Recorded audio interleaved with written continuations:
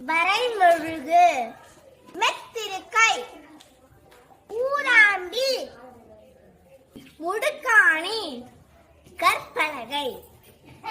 மின்னாக்கி, கூராக்கி, கவ்வி, காட்சி பேழை, மின்னூட்டி,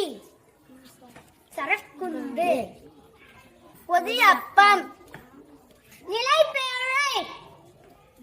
சலவை பொறி, தொடரி, சோளப்பொறி, துளைப்பான், தள்ளுவண்டி,